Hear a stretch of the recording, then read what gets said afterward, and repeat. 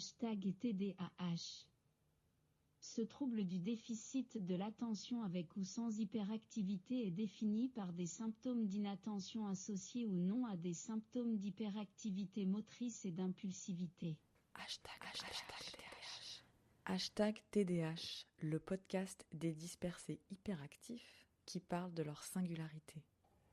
#TDH. Classé dans les troubles du neurodéveloppement, ce handicap est souvent caricaturé comme un manque de volonté, une simple hyperactivité, une petite difficulté d'attention. Cette différence invisible est beaucoup plus nuancée.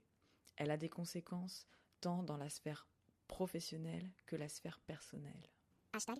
Diagnostiqué sur le tard, on parle souvent d'une claque. Celle de mettre en mots un décalage de parfois plusieurs décennies. Puis vient le temps de l'observation et de la prise de conscience. Des outils sont mis en place pour tenter d'apprivoiser, voire de dompter la structure de son fonctionnement. Et puis il y a le quotidien puissant, intense, émotif, sensible. Ça déborde de vie, ça passe du rire aux larmes. Et c'est aussi des situations burlesques. L'autodérision est ici un chemin pour s'accepter et transformer cette singularité en force. C'est ce que j'ai à cœur de vous proposer avec mes invités. Belle écoute. Marie-Laure, la première question que j'avais envie de te poser, c'est comment vous en êtes arrivée à décider de faire diagnostiquer votre fils ? Oui, c'est une bonne question. Ce qui a déclenché le diagnostic de notre fils, ça a été son école.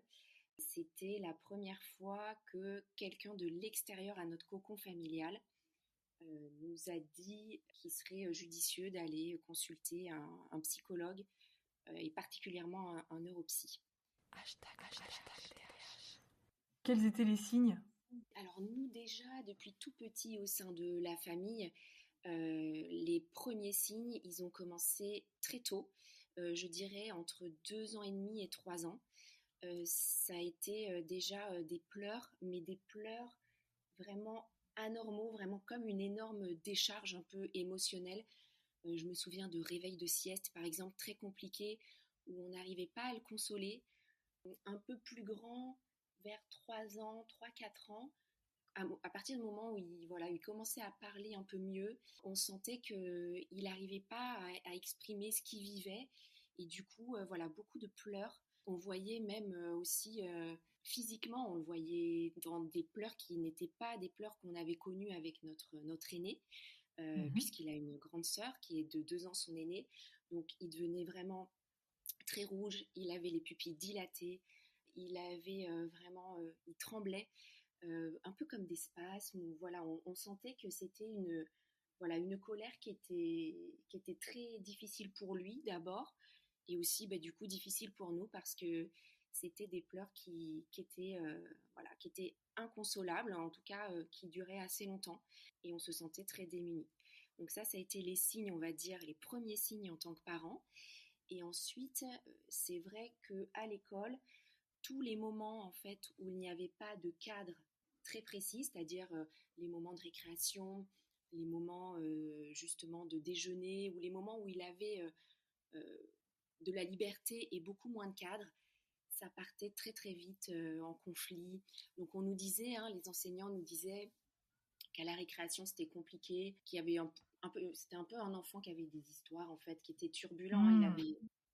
Il avait vraiment ces difficultés-là.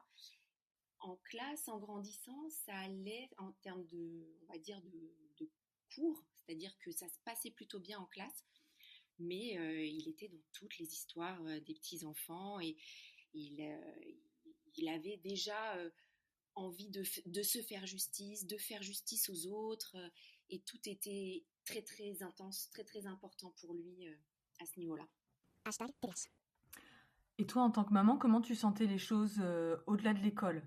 En tant que maman, moi je me suis toujours un peu sentie un peu sur le fil tout le temps, parce que en fait notre enfant, il avait vraiment la capacité à être joyeux, et moins de 30 secondes après d'être dans une colère hyper forte, puis de repasser à un état plus calme.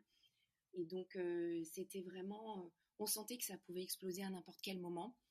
même si avec les années et notre expérience un peu de parents, au fur et à mesure, on commençait à savoir quelles allaient être les situations où ça allait devenir compliqué.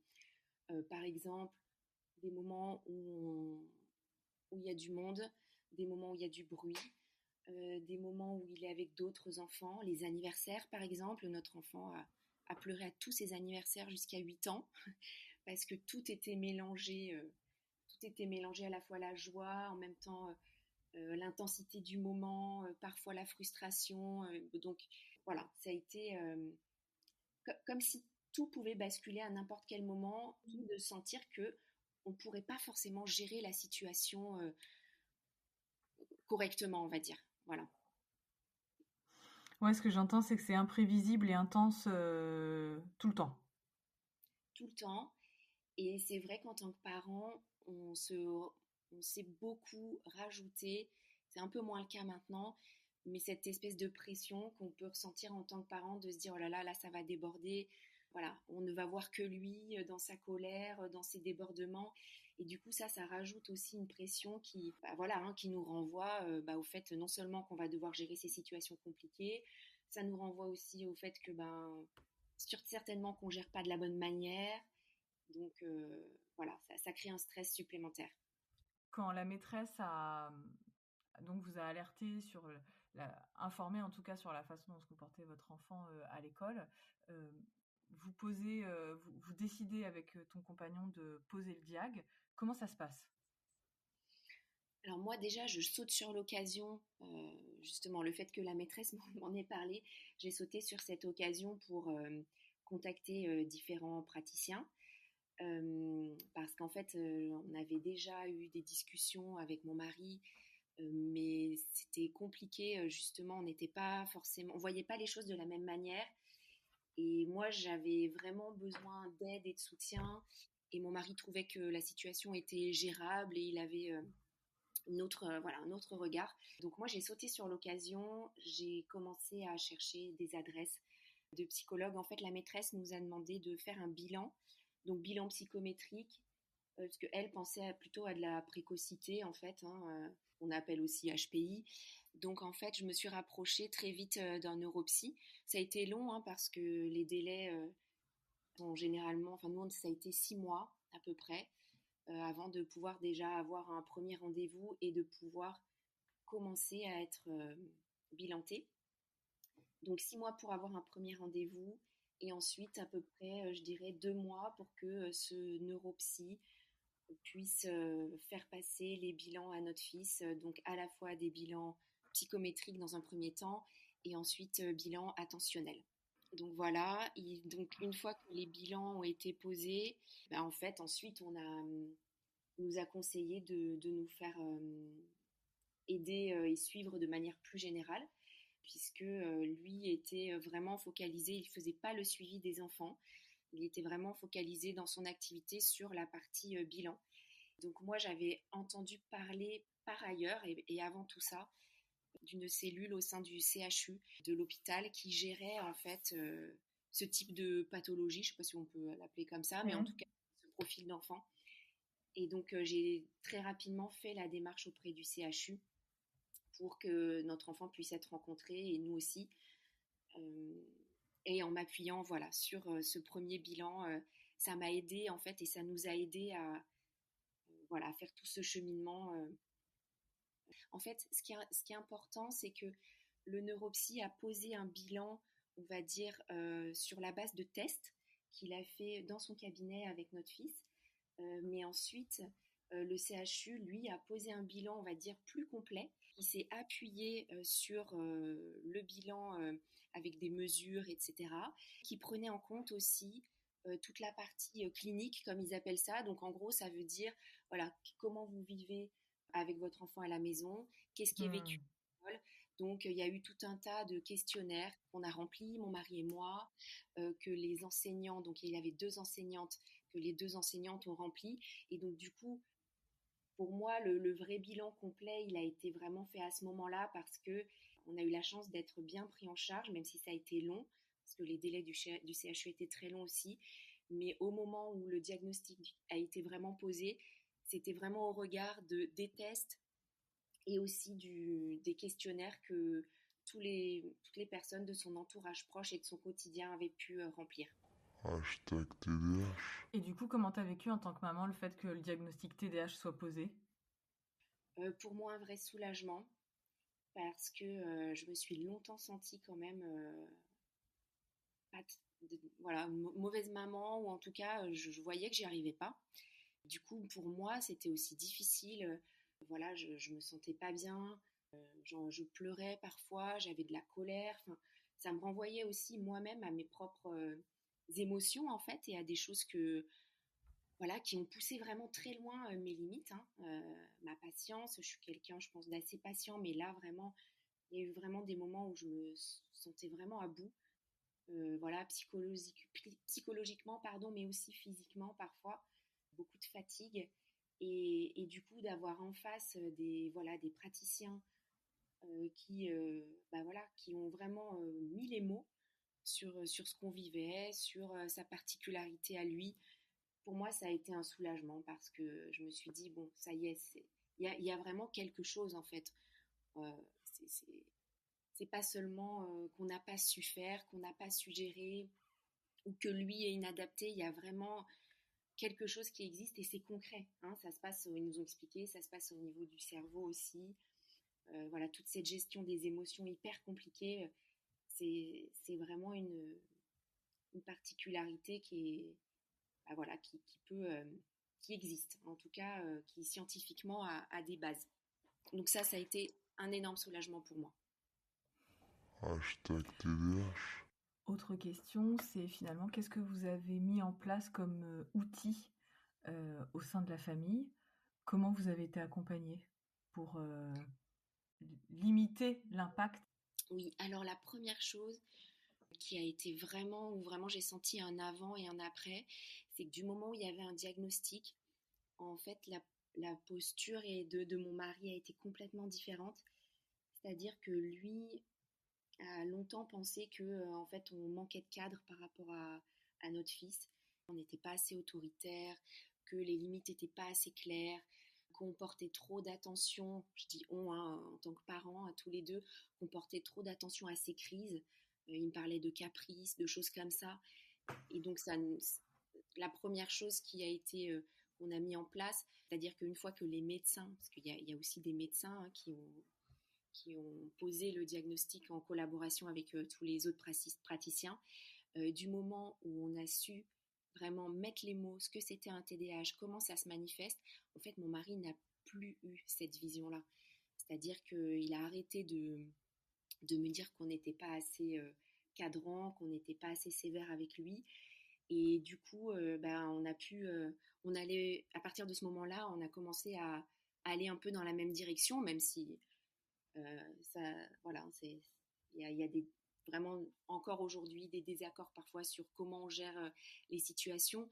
Mais déjà, j'ai senti qu'on allait pouvoir avancer ensemble, et que j'étais plus entendue aussi dans ce que moi j'avais déjà un peu perçu auparavant.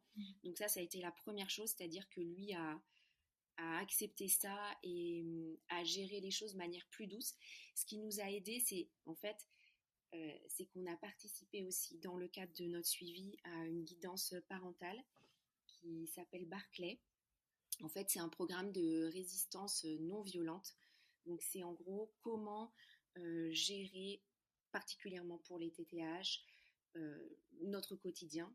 Qu'est-ce qu'on peut mettre en place? Qu'est-ce qui va aider en fait notre enfant à se sentir mieux, et nous aussi à nous sentir mieux? Et donc, ce programme de résistance non violente, ça a été, on y allait tous les deux, donc ça a été important aussi que tous les deux on participe à ça, et ça nous a donné vraiment à la fois une vision différente du trouble, et aussi des outils concrets sur voilà, comment gérer les crises, qu'est-ce qui se passe dans sa tête quand par exemple il y a voilà, des émotions hyper fortes, et comment le gérer. Donc concrètement, pour donner quelques exemples, on a appris par exemple que le système de récompense, il était assez bien, il y avait des bons résultats sur les TDAH.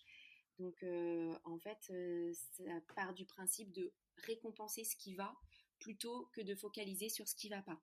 Parce que quand on a un enfant TDAH, en fait, on voit évidemment, c'est notre quotidien, hein, c'est tout ce qui va pas, c'est tous les débordements. Et du coup, on a tendance à dire non, mais là, ton comportement est inadmissible, mais tu te rends compte, tu as fait ça, et c'est compliqué aussi pour tes parents, c'est compliqué pour ta sœur, tu as fait ça à tel copain. Donc, en fait, en focalisant sur ce qui va pas, finalement, dans ce programme de guidance, on nous a expliqué que en focalisant sur ce qui ne va pas, on ne fait que renforcer son trouble. À l'inverse, si on renforçait ses efforts et si on récompensait tout ce qui faisait positivement, en fait, on allait mettre en place une spirale positive. Ils appellent ça le renforcement positif. Et donc ça a été vraiment hyper, une révélation un peu. C'est de se dire, ok, ça ne veut pas dire qu'on laisse passer ce qui ne va pas, mais en fait, on va aussi souligner tout ce qui va et peut-être gérer un peu différemment, en tout cas essayer de gérer différemment ce qui ne va pas. Et ça nous a aidés. Ça nous a beaucoup aidés. Ouais, finalement, ce que j'entends, c'est une façon de regarder les choses, tu vois, dans le fait de voir tout ce qui ne va pas, parce que c'est tout de suite très intense, ça déborde et ça vient nous chercher, ça vient nous activer. C'est essayer de rééquilibrer à la fois ces moments où bon, ça déborde, ok, et on essaye de le prendre peut-être avec plus de calme et de sang-froid, même si c'est pas facile, et on essaye de voir aussi tout ce qui va bien autour. C'est ça. Tout ce qui va bien autour, de créer aussi des petits moments de qualité. Alors, malgré le fait qu'en tant que parent, on est très pris, tous, mais parfois, voilà, de sentir, par exemple, que ne serait-ce que 10 ou 15 minutes, de dire, ah bah voilà, là, je vais passer du temps avec toi, qu'est-ce qu'on peut faire? Donc, on se projette dans un moment positif en fonction de ce qu'aime l'enfant. Ça peut être un jeu, ça peut être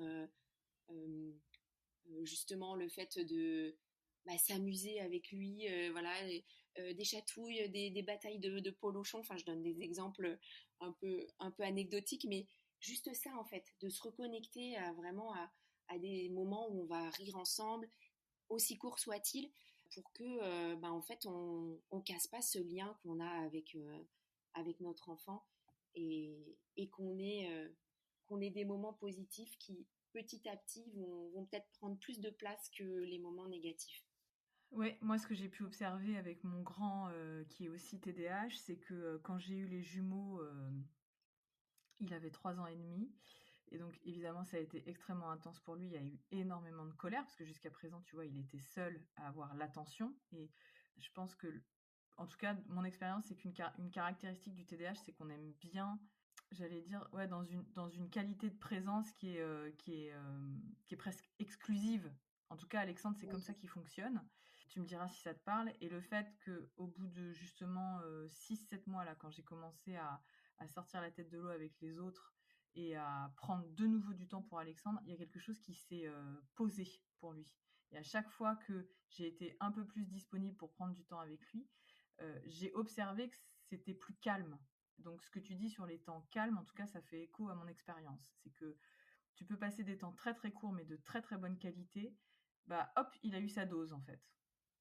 Mais c'est vrai ce que tu dis, parce que c'est des enfants qui nous sollicitent. En tout cas, nous, c'est ce qu'on vivait, mais en permanence. Ouais, On a en l'impression permanence. en En permanence, on a permanence. l'impression qu'ils sont un peu même dépendants de nous. Nous, ça a été très dur parce que, en fait, notre fils, encore aujourd'hui, c'est le cas, hein, il ne sait pas jouer seul. Il ne sait pas jouer seul. Donc, soit il va jouer avec sa sœur, ou alors il va nous solliciter, nous. Et du coup, c'est ce qui a fait que, aussi, nous, on a été épuisés et qu'on continue de l'être encore. C'est que il y a vraiment cette sursollicitation. Et du coup, comme on sait aussi que ça peut déborder très vite, on a tendance aussi à passer plus de temps avec eux qu'avec les autres enfants. Et ça aussi, c'est un vrai challenge en tant que parent parce que on sait qu'ils ont des besoins spécifiques et en même temps, les autres aussi ont besoin de nous. Ce que tu dis, ça me fait aussi écho au fait que nous, on avait un projet de troisième enfant et en fait, on n'a jamais eu ce troisième enfant. Et je pense que c'est aussi lié à ça. Je pense qu'on Mm. n'aurait pas eu la place, ou en tout cas, on n'aurait pas pu le gérer, ou en tout cas, on ne se sentait pas. Donc moi, j'avais effectivement envie d'un troisième enfant. Notre deuxième avait à peine 2 ans et moi, j'avais envie assez rapidement d'avoir un autre enfant. Mon mari, c'était moins le cas et on a un peu temporisé. Et au final, voilà, aujourd'hui, ce troisième enfant n'est pas là, mais je pense que ça a vraiment sa particularité, ça a joué. Et ça a été dur aussi d'accepter parce que on est partagé. Et parfois, on se dit, bon, ok, c'est plus raisonnable. Euh, Est-ce qu'il y a vraiment la place pour un troisième? Est-ce qu'on va avoir le temps? Qu'on va savoir leur donner à chacun ce temps-là? Et puis parfois, on en veut aussi à notre enfant. Ça m'est arrivé de penser ça, de me dire, c'est un peu de sa faute aussi. Voilà, Mm. je te le livre comme ça, mais maintenant, ça y est, je peux en parler, j'ai du recul et je pense que voilà, c'était comme ça que ça devait se passer. Mais j'ai eu des moments de doute en me disant, c'est quand même pas normal qu'ils prennent autant de place et peut-être que peut-être que s'il n'y a pas de troisième petit frère ou petite sœur, c'est quand même peut-être un peu sa faute. Hein. Parfois, on leur en veut, on a de la colère aussi. Mm. Hein. Donc, ça fait écho effectivement à ce que tu disais précédemment, complètement. Ouais, sur la sursollicitation, je te remercie de nous livrer aussi ce que tu as pu traverser, Marie-Laure, parce que je pense que ça nous traverse, mais que c'est extrêmement tabou. On ne parle pas de vive voix de ce qui peut nous traverser à cet endroit-là. Mais effectivement, moi, quand j'ai su que j'allais avoir des jumeaux, et après, quand ils sont nés, je me suis rendu compte, en fait, à quel point je manquais de disponibilité. Et pourtant, j'ai été disponible pour mes enfants, mais il y avait quelque chose qui était épuisé, aspiré d'énergie par le premier, en fait. Tu vois, Complètement. dans justement cette sursollicitation, le fait qu'il puisse pas jouer seul, qu'il ait sans cesse besoin de validation, besoin de mon regard. Et tu vois, c'est l'équilibre quand t'es parent en fait, il faut que tu apprennes à faire sans mon regard parce que c'est pas aidant pour toi de sans cesse me demander de la validation ou tu vois, de poser un regard sur tout ce que tu fais. Et en même temps, tu sais qu'ils ont besoin de toi, qu'il a besoin de ça pour se construire aussi. Ça lui donne une référence. Mais effectivement, je trouve que dans cette intensité de la sollicitation et de la demande, effectivement, ça nous met dans nos retranchements. Complètement. Complètement. C'est très juste ce que tu dis. Je l'ai vécu aussi. Je continue de le vivre d'ailleurs. C'est un peu moins envahissant maintenant, mais le côté vraiment un peu dépendance et combien de fois je me suis vue arrêter mon travail plus tôt ou reporter des choses importantes que j'avais à faire. En fait, il y a eu des moments où je me suis rendu compte que, ben, en tant que parent, on s'oubliait aussi vraiment. Moi, je crois que j'ai pas ouvert de livres alors que je suis quand même assez lectrice à la base. Mais voilà, par exemple, mes temps de lecture passés à la trappe, mes temps pour moi aussi. Et c'était vécu, ouais, il y a une forme de dépendance. Je sais pas si on peut dire, en tout cas, moi, je l'ai vécu comme ça, un peu une dépendance affective. Et je pense on se suradapte en tant que parent et c'est ça qui crée l'épuisement, c'est qu'il faut, en fait, on a besoin de dire non, mais ces Mm. sursollicitations font que, ben, moi, je me suis vue lâcher en fait des choses que j'avais vraiment envie de faire, et c'est là où en fait, c'est un peu un cercle vicieux parce que si on s'oublie et que nous-mêmes on n'est pas bien, moi j'ai annulé des séances de sport alors que j'en fais pas énormément, mais j'en ai annulé plein. Euh, J'y allais, je pense, une fois par semaine, une fois tous les 15 jours. Je me souviens encore qu'il me disait, mais maman, tu vas toujours au sport, alors que je faisais 1 heure de sport par semaine ou tous les 15 jours. Et pour lui, c'était vraiment trop dur. Oui, il y a vraiment ça qui est... Je pense que ouais, il y a quelque chose aussi de l'insécurité. On sent qu'ils sont insécures et nous, on a envie un peu de les sauver, alors que je pense que c'est pas vraiment ça, mais c'est pas vraiment ça, hein, petit à petit, et il faut justement aussi qu'on les aide à se rendre autonomes, mais Mais voilà, on se met de côté très souvent, très souvent. Il y a aussi quelque chose que tu partageais en tant que parent, c'est que là, on est dans le cercle familial intime, donc chez vous, dans ce que tu peux traverser. Mais tu disais aussi que tu avais eu tendance un peu à t'isoler parce que avoir des interactions sociales, des rendez-vous sociaux avec ton enfant, ça te mettait dans une espèce d'appréhension, avec la peur que ça déborde, que ça se passe pas comme il faudrait que ça se passe en société. Tu peux nous en dire un petit peu plus là-dessus? Oui, oui, oui, ça je l'ai ressenti pendant assez longtemps, je dirais environ 2 ans. Euh, En fait, même une fois que le diagnostic était posé d'ailleurs, ce qui se passe, c'est que avec l'expérience, justement, en tant que parent d'enfants TDAH, on sait qu'il y a des facteurs qui vont favoriser les crises, en fait, les colères, les débordements. Donc moi, par exemple, ce que j'avais identifié, c'est voilà, quand il y a beaucoup de monde, par exemple, le bruit, le sucre aussi, voilà, donc des moments festifs, des goûters d'anniversaire, la présence d'autres enfants, le fait de devoir partager aussi la gestion de la frustration. Et en fait, il y a eu une période où quand on était invité par exemple chez des amis le soir, oui, parce qu'il y a la fatigue, je ne l'ai pas évoqué, mais le facteur fatigue est très très fort aussi, c'est-à-dire que une soirée par exemple, c'est très compliqué à gérer. On sait que le fait que ce soit en soirée, par exemple, va faire qu'il va y avoir une hypersensibilité et que ça va potentiellement mal se passer. Et donc, il y a eu toute une période, notamment post-Covid, pardon, où mon mari sortait le soir avec mon aîné et où moi, je préférais rester à la maison avec mon second. Je savais, je sentais un peu les signaux, les facteurs qui allaient faire que ça allait être compliqué. On voit les choses se répéter, les schémas qui se répètent. Parfois le regard aussi des gens hein, qui sont pas forcément, on se sent jugé, on se sent pas bien en fait. Et j'avais envie de me préserver de tout ça. Donc c'était vraiment, je choisissais et je disais non, non, mais là, moi je préfère rester avec mon fils à la maison et toi, tu peux sortir avec notre aîné. Et en fait, ça, au départ, je l'ai fait par choix. Mais au fur et à mesure, je me suis rendu compte que bah, je voyais plus grand monde, que je refusais beaucoup de choses et que ça m'isolait complètement. Je voyais moins mes amis. Et puis, eux, parfois, me sollicitaient, mais je disais non une fois, 2 fois. Certains comprenaient, les amis proches ou la famille, mais pour d'autres, bah, ça a cassé en fait parfois des liens.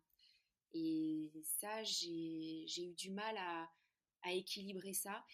Et ce qui a été vraiment justement important dans le diagnostic, c'est que après le diagnostic, j'ai commencé à en parler autour de moi, à mes amis, à ma famille, en disant voilà, notre fils a cette particularité. Ça a été parfois bien accueilli, parfois non. J'ai parlé du TDAH, j'ai mis des mots. Pour certains amis avec qui je me sentais de le dire, ça m'arrivait aussi de dire voilà, ben, on va venir chez vous samedi soir. Voilà ce qui potentiellement va se passer, ou en tout cas voilà ce que nous on vit à la maison. Notre fils a un TDAH, certaines situations sont compliquées. En gros, je l'ai préparé à ce que ça parte en vrille, quoi. Et donc ça m'a aidée parce que je me suis rendu compte aussi que en disant ça, moi ça me soulageait et je me disais bon bah au fait ils sont au courant et que souvent c'était bien accueilli en fait et que le fait de le dire, je disais par exemple bon bah c'est possible qu'on parte plus tôt alors qu'avant si par exemple la soirée se terminait à minuit ou 1 heure du matin, je n'assumais pas le fait de dire ah voilà donc là il y a une crise, bon bah en fait on va partir plus tôt. Je me disais bah non ça se fait pas, c'est impoli. Donc il y a vraiment un poids aussi de ce que nous renvoient les autres, de ce qui est bien ou pas bien, ce qui peut être mal perçu, impoli. Donc petit à petit j'ai essayé de mettre ce genre de choses en place et du coup ça m'a ôté d'un poids. Il y a toujours eu des moments où ça se passait mal, mais le fait que les personnes autour de moi le sachent, je me suis rendu compte que finalement ça se passait plutôt bien, plutôt bien. D'où l'importance du diagnostic. Hashtag TDAH. Ouais, ce que je retiens de ce que tu dis, c'est finalement le diagnostic, c'est un argument d'autorité, on pourrait peut-être appeler ça comme ça, où tu peux t'appuyer là-dessus, déjà mieux comprendre ton enfant dans son fonctionnement et anticiper les situations de crise, et pouvoir le verbaliser aux gens que tu vas fréquenter. Et je pense que c'est important parce que j'ai souvent entendu, tu vois, dans les retours des parents d'enfants TDAH, que ils avaient eu cette sensation d'être jugés comme mauvais parents, alors trop laxistes, peut-être trop durs, ou en tout cas débordés, dépassés par la situation, mais avec un regard de l'extérieur qui n'est pas forcément bienveillant, tu vois, en disant que c'est un problème d'éducation. Est-ce que tu as pu ressentir ça aussi? Oui, complètement. Dans la famille, ça a été parfois accueilli justement comme ça, comme une forme de laxisme. Je me souviens même, certaines personnes nous ont parlé du fait que la fessée pouvait être peut-être utile dans certains cas, quand vraiment l'enfant pousse les limites très loin. Euh, Moi, je travaille avec des jeunes enfants et donc voilà, je sais que non seulement ça n'est pas une solution et que et qu'en plus ça ne fait qu'empirer les choses et ça ne fait que montrer que la violence finalement, euh, le fait que ce soit quelque chose de possible, et ben ça montre aussi à nos enfants que plus tard ils pourront l'utiliser, hein, consciemment ou inconsciemment. On a eu des retours comme ça. Mais pourquoi vous lui donnez pas des fessées? Pourquoi vous le punissez pas plus sévèrement? Vous le laissez marcher dessus? Ce genre de choses, je l'ai entendu. Je l'ai entendu. Que ce soit dans le cadre familial ou parfois c'était dit à demi-mot, mais je le ressentais très fort. Je le ressentais très fort. Nous, on a aussi vécu, en fait, notre fils, effectivement, a été violent avec nous. Ça a été tabou pendant un certain temps parce que je ne me sentais pas de dire, bah voilà, que mon fils me donnait des coups de pied, qu'il me tirait les vêtements, qu'il s'accrochait à ma jambe. Il pouvait aussi donner des coups de poing. Et c'est là où waouh, on ne se sent pas toujours à la hauteur, hein, de pouvoir réagir par rapport à ça. Et puis, un des réflexes qu'on peut avoir, c'est bah, justement de se défendre. Et donc, bah, nous aussi, d'avoir ces mêmes gestes un peu violents. Et donc là, ça va nous chercher hyper loin. Et surtout à des moments où, quand il y a de la violence comme ça, en fait, l'enfant, il est tellement en crise qu'il Mm. n'est pas toujours à l'écoute de ce qu'on peut lui dire. Du coup, je suis désolée, j'ai un peu dévié ta question, mais pour revenir à ta question initiale, oui, on a senti parfois que on nous a renvoyé le fait qu'on n'avait pas forcément les bonnes méthodes éducatives, qu'on se laissait marcher dessus, qu'il avait le pouvoir, entre guillemets, sur nous, que c'était lui qui décidait. Et ça, bah, ça nous fait plonger dans la culpabilité, hein, clairement. Et puis, ça nous fait douter tout le temps. Ça nous fait douter de, ah oui, est-ce qu'on a bien fait? Voilà, avec le temps, on a su affirmer un peu justement nos positions, mais au début, on se fait marcher un peu dessus, la preuve, on est épuisé, on n'en peut plus, c'est peut-être qu'on s'y prend mal. Donc c'est vraiment quelque chose qui est très difficile, très difficile. Merci pour ton témoignage, Marie-Laure, parce que c'est cette violence-là, en tout cas, est aussi, je pense, un sujet tabou. Pour avoir échangé avec des parents de jumeaux et avec des parents d'enfants TDAH, puisque les deux situations me concernent, c'est clair qu'en off, ils te disent tous qu'il y a un moment donné, ça les fait tellement vriller qu'ils sont sur le point de bascule. Ouais. Et que effectivement, que ce soit pour se défendre ou parce que tu es épuisé ou parce que tu sais, t'es démuni, parce que tu sais pas comment gérer l'intensité d'une crise. Moi, je me souviens qu'une fois, Alexandre,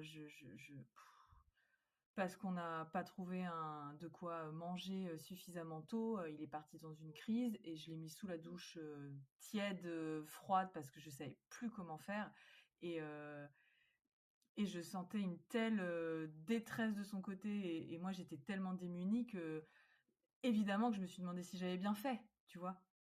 Mais il y a un moment Oui, donné où on ne savait plus comment faire, même en ayant, parce que moi j'en ai énormément parlé à la PMI, aux professionnels de santé qui m'accompagnaient après mon accouchement ou après dans la parentalité, parce que j'allais beaucoup dans des espaces tels que les ludothèques où je parlais de ça, tu vois, parce que je voulais pas que ça reste tabou.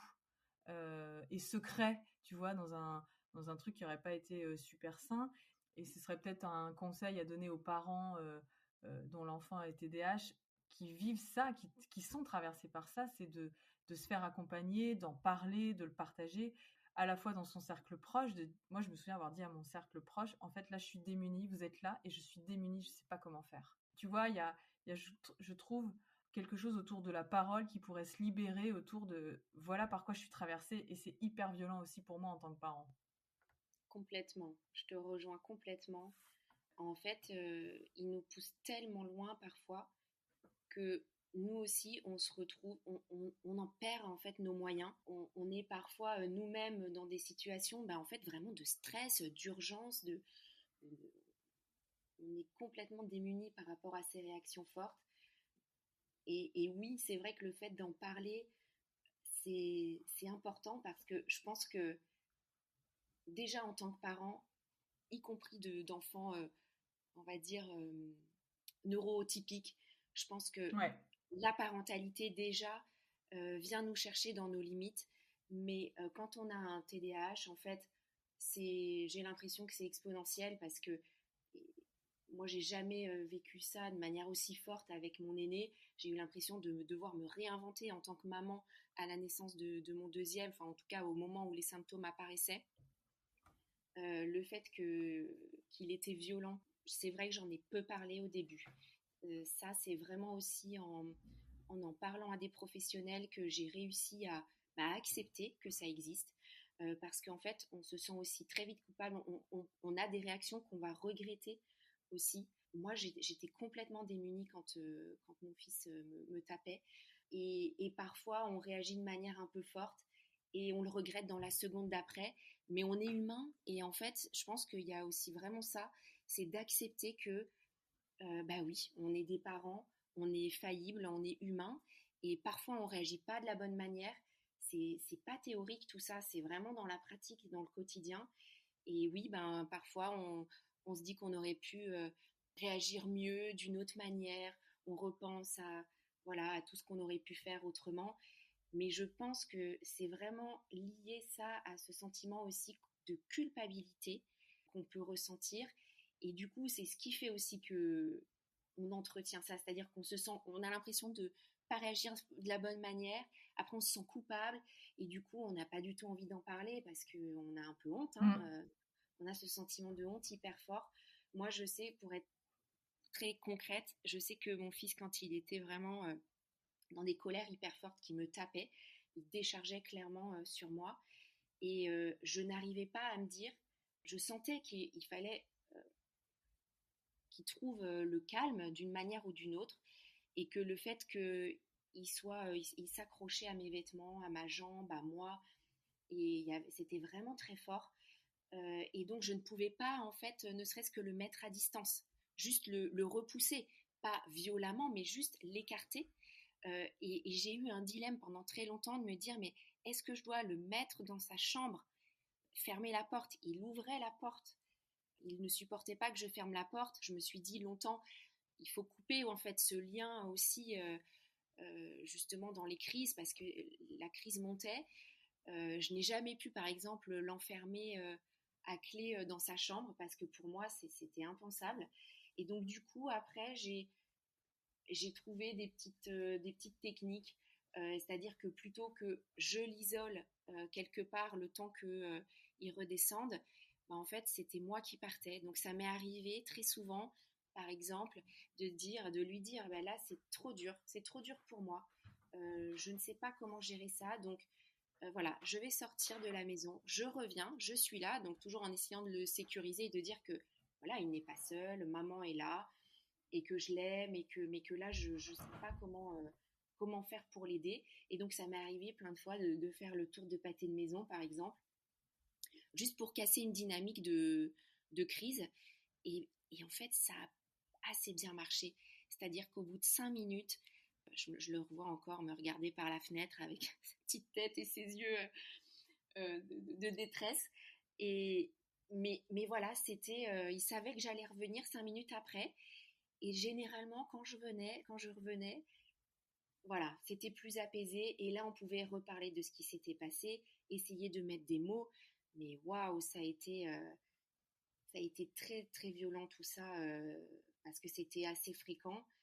Et donc moi, j'ai trouvé aussi des manières qui me convenaient aussi à moi, où je me disais, bon bah voilà, plutôt que de l'isoler lui et de l'enfermer, parce que je trouvais ça inconcevable, ben, en fait c'est moi qui pars, mais je vais revenir, mais j'ai besoin là de faire un break parce que je me sens submergée et je voyais pas comment gérer ça différemment. Donc ça, voilà, ça fait partie des petites choses que j'ai mises en place et que je peux voilà, partager, qui ont marché pour moi en tout cas.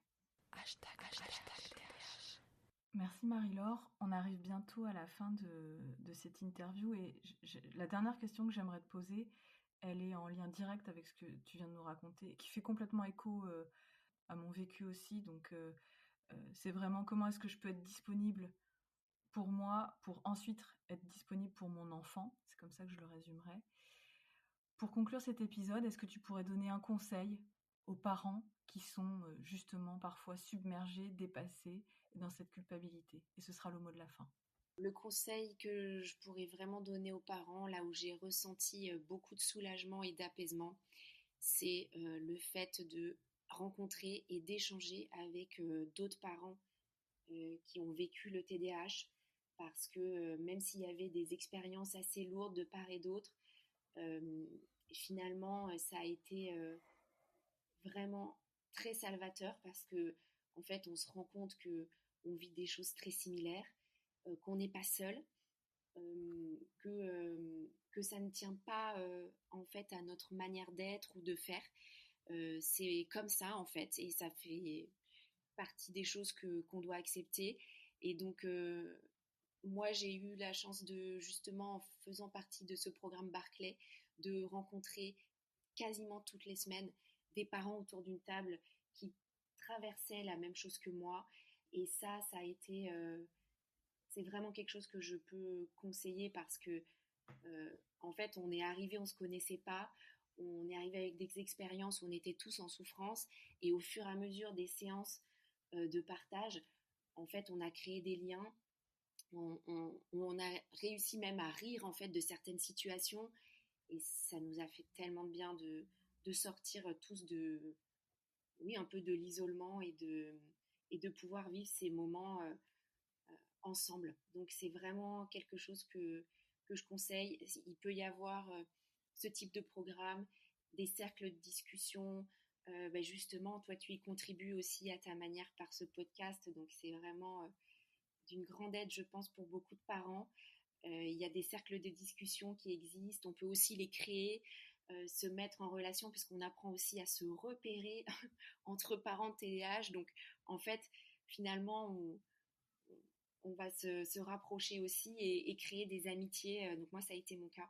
Je suis devenue amie avec des parents d'enfants TDAH et finalement, se sentir écoutée, non jugée, et de pouvoir rire de tout ça. Ça n'enlève pas notre quotidien qui parfois est difficile, mais ça fait qu'on le vit de manière plus assumée, plus sereine et plus agréable. Voilà.